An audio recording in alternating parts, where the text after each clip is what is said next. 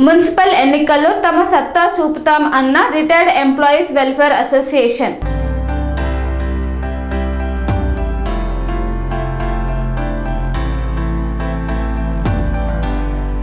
2024 మార్చి నుంచి రిటైర్డ్ అయిన ఉద్యోగుల ఉపాధ్యాయులకు రావాల్సిన బకాయిలు రాక 23 నెలలు గడిచినప్పటికీ 61 మంది చనిపోయినప్పటికీ ప్రభుత్వంలో చలనం లేదని, బకాయిల కోసం ఇన్నాళ్లుగా మంత్రులకు, ఎమ్మెల్యేలకు, ప్రభుత్వ పెద్దలకు వినతి పత్రాలు సమర్పించినప్పటికీ ఫలితం లేకపోవడంతో రిటైర్డ్ అయిన ఉద్యోగులు, ఉపాధ్యాయులు అందరూ స్థానిక మున్సిపల్ ఎన్నికల్లో తమ సత్తా చూపిస్తామని retired employees welfare association Telangana రాష్ట్ర కన్వీనర్ కోహెడ్ చంద్రమౌళి పిలుపునిచ్చారు.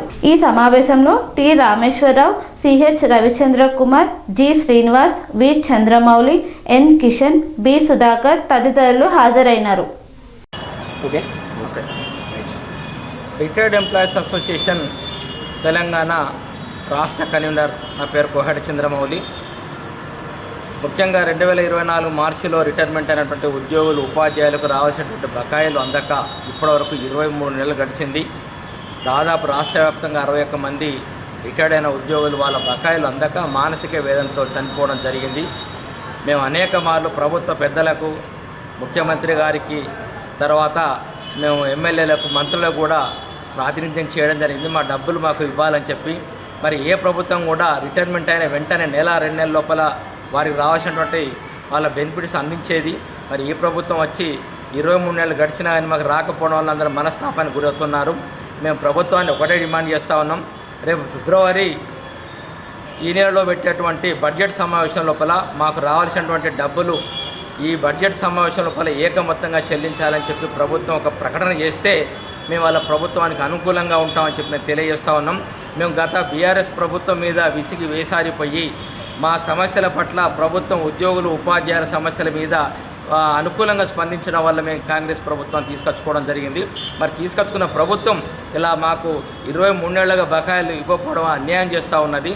మరి ప్రభుత్వం మా ఉద్యోగుల రిటైర్మెంట్ అయినటువంటి ఉద్యోగుల ఆగ్రహానికి గురి అయ్యి వారు మాకు చెల్లించేటువంటి డబ్బులు చెల్లించకపోతే వారికి మేము తగిన మూల్యం చెల్లించాల్సినటువంటి అవసరం ఏర్పడుతుందని చెప్పి నేను ప్రభుత్వాన్ని డిమాండ్ చేస్తూ ఉన్నాం. ఇప్పటికీ ప్రతి నెల 700 కోట్లు అని ప్రభుత్వం రిలీజ్ చేస్తూ ఉంది. కానీ ప్రభుత్వం ఏదంటే పక్షపాత ధోరణితోటి 700 కోట్లు రిలీజ్ చేస్తూ ఉన్నది. 700 కోట్ల లోపల ఎక్కువగా వర్కింగ్ ఎంప్లాయీస్ వాళ్ళకే వస్తూ ఉన్నాయి. ఒక 10-15% మాత్రమే పెన్షనర్స్కి వస్తున్నాయి.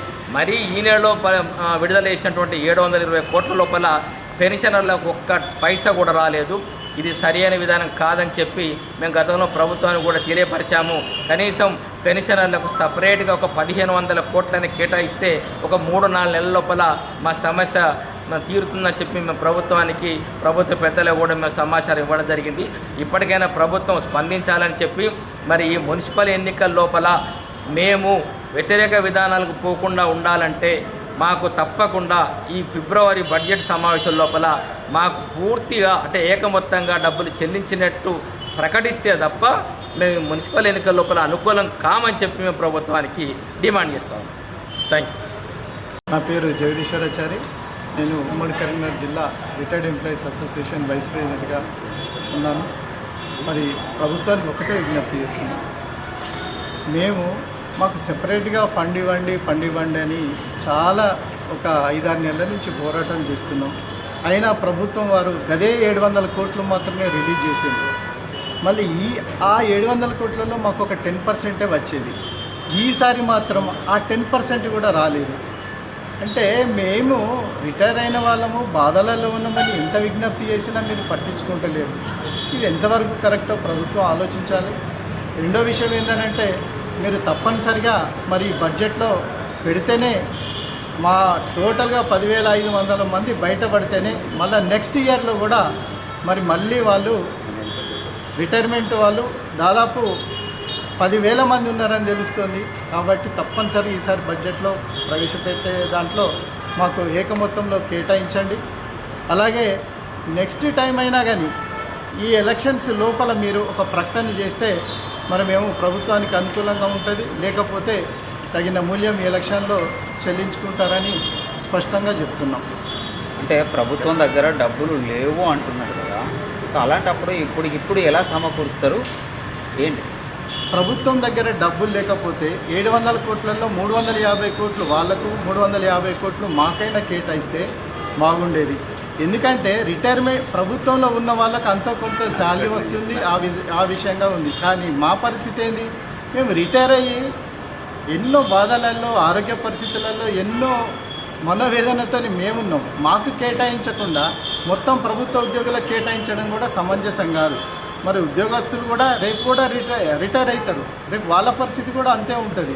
ఇది గమనించాలి ప్రభుత్వం. ఫస్ట్ ప్రిఫరెన్స్ ఎవరికి ఇవ్వాలి, రిటైర్మెంట్ అయిన వాళ్ళకి ఇవ్వాలి. అలా కాకుండా వారికి ఇవ్వడం ఎంతవరకు సమంజసం, ఇది ప్రభుత్వం ఆలోచించాలని కోరుతున్నాం.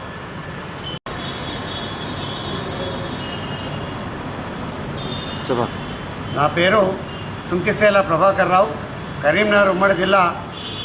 2024 నుండి రిటైర్ అయిన ఉద్యోగ ఉపాధ్యాయుల ప్రధాన కార్యదర్శిగా మాట్లాడుతూ ఉన్నాను. 2024 మార్చి నుండి నేటి వరకు 23 మాసాలు అయినప్పటికీ కూడా ఏ ఒక్కరికి కూడా దాచుకున్న డబ్బులు, రావాల్సిన డబ్బులు, ఇవ్వవలసిన డబ్బులు అనా పైసా కూడా ఒక జీపీఎఫ్ తప్ప ఏవి రాకపోవడం వలన విసిగి వేసారి అనేక మందిని ప్రభుత్వ పెద్దలతో కలవడం జరిగింది, వినతి పత్రాలు ఇవ్వడం జరిగింది, నిరసనలు, ధర్నాలు, నిరాహార దీక్షలు అనేక రకాలుగా మా యొక్క నిరసన తెలియజేయడం జరిగింది. ఎన్ని చేసినప్పటికి కూడా అరకొర నిధులను ఇస్తూ వర్కింగ్ ఉద్యోగులకి, రిటైర్డ్ ఉద్యోగులకు కలిపి ఇస్తున్నామని 700 కోట్లు 710 కోట్లు ఇట్లా ఇస్తున్నప్పటికి కూడా అందులో 10% కూడా 12% కూడా మాకు రిటైర్డ్ ఉద్యోగులకు రాకపోవడం, మరి జనవరి మాసంలో ఇచ్చినటువంటి 720 కోట్లలో ఒక్క రూపాయి కూడా, నయా పైసా కూడా మా ఉద్యోగులకు రాకపోవడం చాలా బాధ కలిగించింది. నిజానికి 720 కోట్లు వస్తున్నాయని చెప్పగానే మా రిటైర్డ్ ఉద్యోగులు 2024 నుండి మా వంతు వచ్చింది, ఈ నెలలో మాకు కొంతమందికి వస్తాయని ఆశపడ్డారు. కానీ సరెండర్ లీవ్లకు కేటాయిస్తూ ఎన్కాష్మెంట్ లీవ్కు ఒక్క పైసా కూడా ఇవ్వకపోవడం, రెండు ఒకటైనప్పటికీ హెడ్డులు పద్దులు మాత్రం వేరువేరుగా ఉంటాయి. అది చూడకపోవడం వల్ల మాకు రాకపోవడం జరిగిందని నేను భావిస్తూ ఉన్నాను. అలాంటి పరిస్థితులు లేకుండా ఖచ్చితంగా రిటైర్డ్ ఉద్యోగులకి కూడా ఇచ్చే రీతిలో ఒక ప్రత్యేక కార్యాచరణ తీసుకోవాల్సిన అవసరం ఉంది. మేము అనేక మార్లు విజ్ఞప్తి చేశాం. ఈ తెలంగాణ ప్రభుత్వంలో కోరుకొని ఈ తెలంగాణ ప్రభుత్వాన్ని తెచ్చుకుంటే ఆ ప్రభుత్వమే మాకు మొండి చేసి చూపుతూ ఉందని బాధపడుతూ ఉన్నారు మా వాళ్ళంతా. మరి మేము కూడా ఈ తెలంగాణ రాష్ట్రంలో ఓటర్లమే. ఈ మున్సిపల్ ఎన్నికల్లో మేమంతా ఒక సరైన నిర్ణయం మేరకు వెళ్ళాలంటే మా మానసికంగా మా మనోభావాలు దెబ్బతినకుండా మీ నిర్ణయాలు ఉండాలని ఉంటాయని మేము భావిస్తూ ఉన్నాం. మరి మాకు ప్రత్యేకంగా బడ్జెట్ కేటాయించి ఈ నేటికి 21,000 మంది రిటైర్ అయి ఉన్నారు.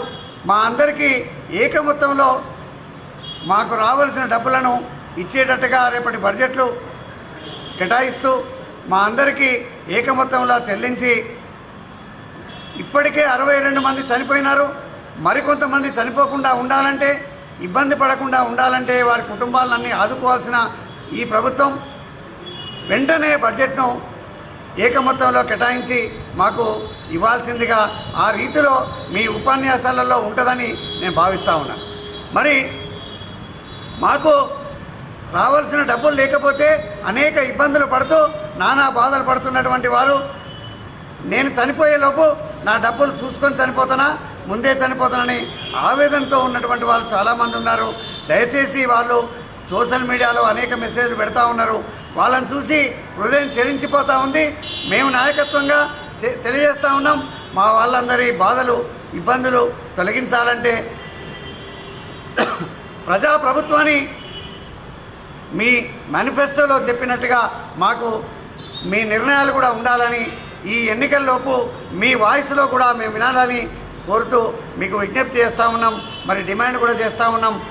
కాబట్టి తప్పనిసరిగా మీరు ఈ వార్త విన్నది వెంటనే మీ ద్వారా మాకు కొంత ఆశాజనకంగా ఉంటుందని ఆశిస్తూ డిమాండ్ చేస్తాం.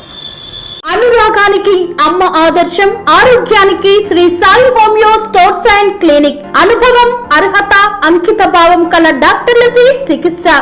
అన్ని రకాల ఆరోగ్య సమస్యలకు నమ్మకమైన ఎంపిక Shri Sai homeo stores and clinic.